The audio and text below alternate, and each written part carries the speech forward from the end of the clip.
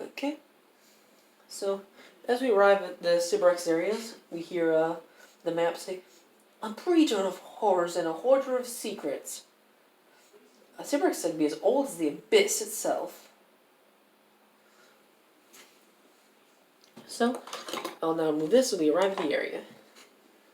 Spiky chains lash a 15-foot diameter floating blob of quivering flesh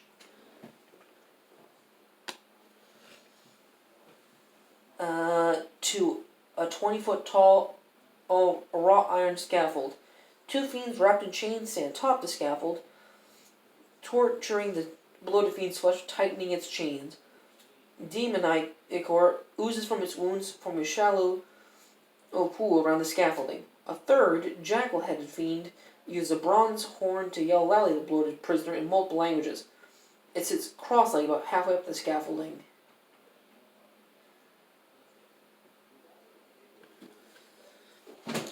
So I'll just make a... This will be the...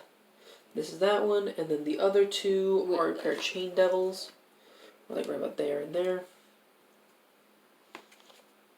Okay, so wait, is number 5 the person we're there to interrogate? No, we're interrogating this one. This is the guy that's the one who's currently haranguing him. There's a word I haven't heard before. Okay, but yeah. Okay. So actually, you Alright, and how is it responding to the guy who's yelling at it? Just seeing him with a grumpy look on its face. Well, as grumpy as this face can get. That's pretty grumpy. That has all the grump. Oh, let's let the camera see it.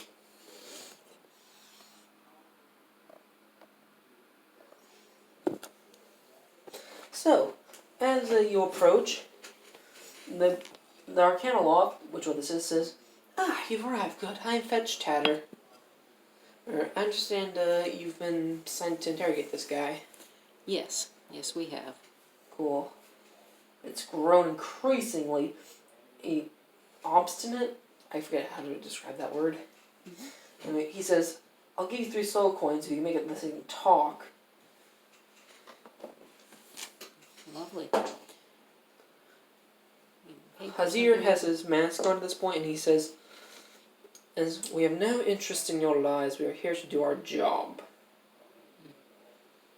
Fetcher says, "Mm." Who does? Number 5? The one who goes, "Mm," is Fetch Tatter number 5, yeah. Okay.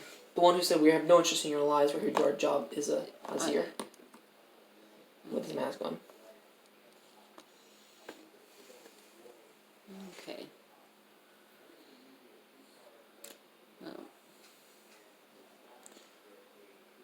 I guess we're going to ask him to step back and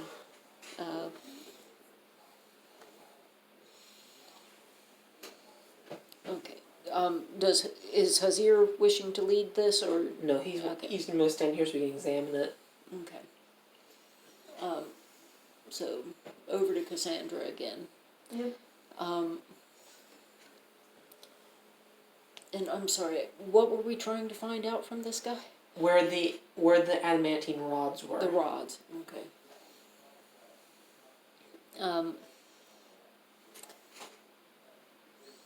Okay. So I don't have any spells that will allow me to really do anything here. I don't have detect thoughts, and I don't have zone of truth. I don't know if any of you do. If so, we might leverage the detect thoughts. Okay. Do any of you have that? Let me find out. See if Eisen has it.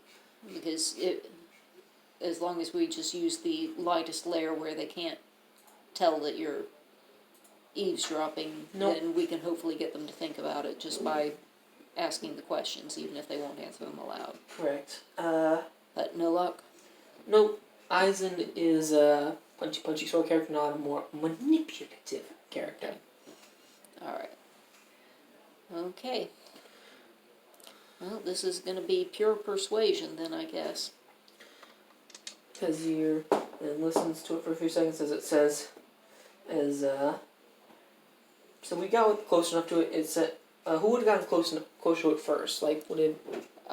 Well, he seems to have just gone ahead and jumped ahead, so him first and then Cassandra. So the two of you hear it say, I'll tell you anything you want to know if you free me. Was that one of the options we were given by Bell? As you hear this, give me an insight check.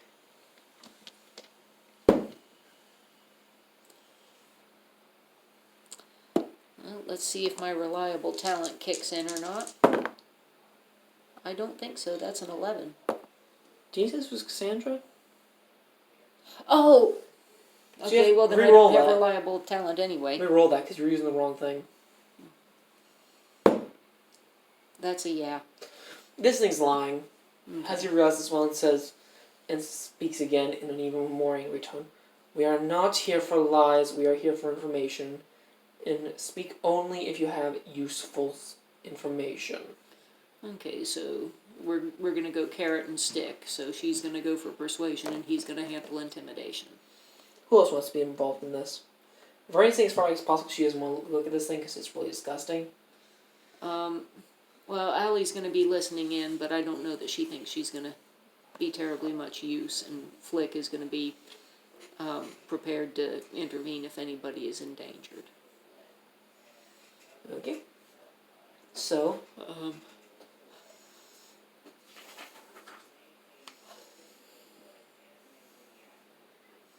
Alright.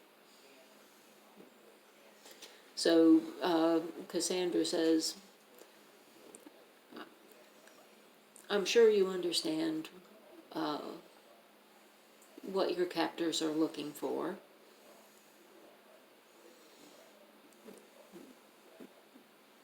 Do you understand they're looking for the location of the adamantine rods?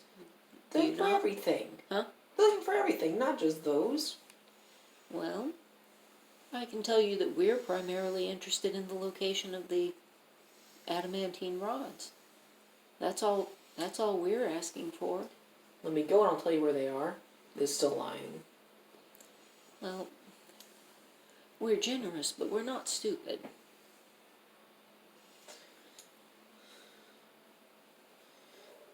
If Allie wants, she can give me a deception check, try and convince it to tell without. You can try and deceive into telling if you're not going to do it. Okay. Say, tell me and I'll let you go. And then just be like, psych! This is not her strong suit. We'll give it a go. When was Christian they could do it? He does not believe me. I got a total of 5.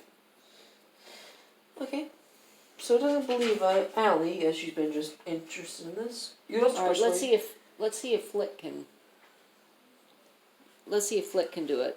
He can say, well, they may not be willing to make that exchange, but I am. It's persuasion or deception if you want. Yeah, it's deception. So he says, well, they may not be willing to make this exchange, but I will. And he also rolled a 2, which makes it a 10. And he has advantage because of how he phrased it. I thought you did that. You handled that pretty well. That's cocked. That's a 26. It says, he hears a voice. He hears his voice say, "Fine, I saw the 9 rods in the back of a crashed flying fortress. That's all I'm telling you, though."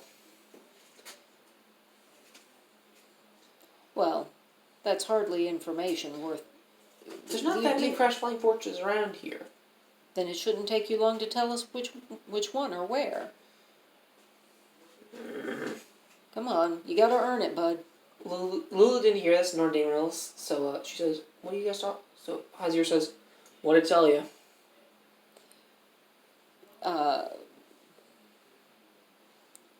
They're in the back of a crash flying fortress, but I don't know which one or where.